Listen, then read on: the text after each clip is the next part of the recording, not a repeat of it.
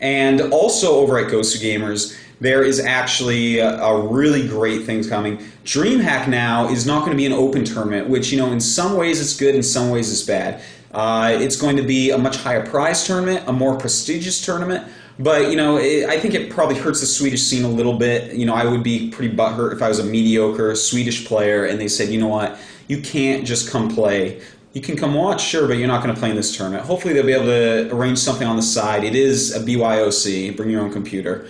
So, those guys can probably still have their own tournament, but the big prize tournament is going to have qualification spots. I believe it's going to be 8-man only, 4,500 euros total. So that's like, I don't even know, that's like, what, $8,000 or about 50 million won? It's like some crazy amount of money. And, for this first qualifier, a lot of good players have already signed up. We have Tarson, Dimaga, Castro, Idra, as well as some others like Z-Pucks.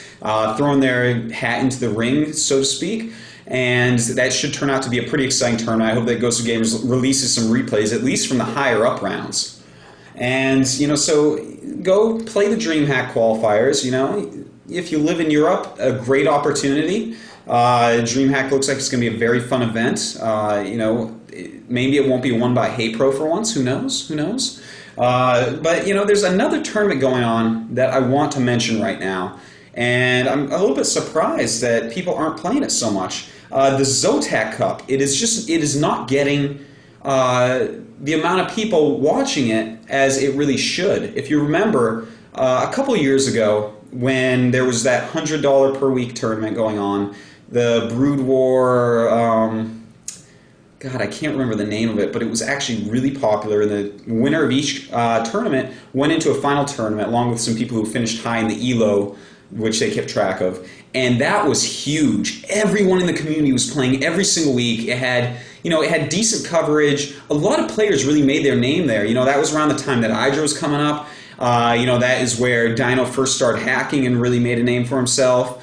A lot of great players did very well in that, such as JF, Mondragon, Testy, all these really great older players. And, Zotac Cup has the same potential, 100 euros each week. Really a great tournament, but not so good turnout right now. Only 55 players showed up this past week. And, there were some really great names in there, like JF, like Horror, like Dreven, all sorts of really great players. But, in the first couple rounds, until I believe it's top 8 or so, until top 8, it's best of 1. And then it becomes best of 3. So all the really big name players got knocked out earlier this week.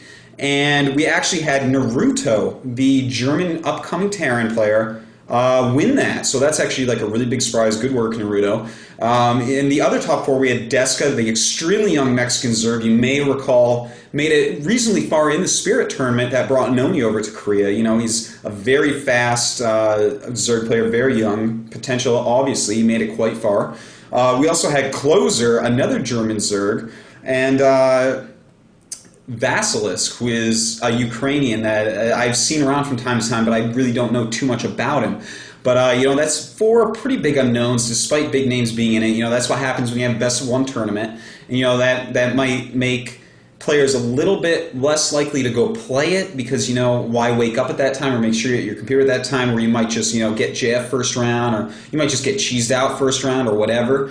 And, that could be one of the reasons. But, overall, it looks like it's a great tournament. More people should be signing up. It's zotac-cup.com. Go check that out for sure. Starcraft Brood War, 100 euros every week. That is something people should really be covering more, should really be pointing out more, and I'm going to start covering it a lot every week because this is a great boost to the community, even if people are not using it like they should right now. All right, so what else do we have to go over here? Well, we have the State and Province Starcraft League, which is a little initiative by some people on Team Liquid. We've got a lot of people signing up from provinces in Canada as well as states in USA. And, I wish I was at home so that New Hampshire could come and take the gold, but oh well, I guess we'll just have to wait and see who can do it. It's really quite interesting. Go check that out. These things like the Collegiate Starcraft League, the State and Province Starcraft League, these type of things are great. And, they may not work out. They may lose, momentum and fizzle out. That happens a lot. But, you know, just keep on starting stuff like this, and some of it will stick, some of it will catch on, and you never know where it could possibly go. You know, we've been making our own tournaments in this community for a very long time. You know, it's why it is the greatest community in the world. And so, you know, this is great. Everyone should go participate. Go become part of the team for your state. It looks like a lot of fun. You can meet people that live near you and play some StarCraft, have a good time, have some competition. Doesn't matter your ranks. I was going through the post, and I saw people all the way from D- all the way up to B+ signed up in this. So, and I think I saw one person who said he was A-, but you're not A-. I know you're not A-. And so, you know, go and join that if you're in Canada or USA. If you're in Europe, maybe Europeans can get some sort of league like this going on too. Why not? Absolutely. Looks like a lot of fun. And, well, I think that's... Oh, wait. That is not it for Foreigner StarCraft. One more thing. There is a new job position opening up. And we'll look at this shot right here. Shuttercross is looking for a 1v1 bodyguard, and he will pay you by defending you in 2v2.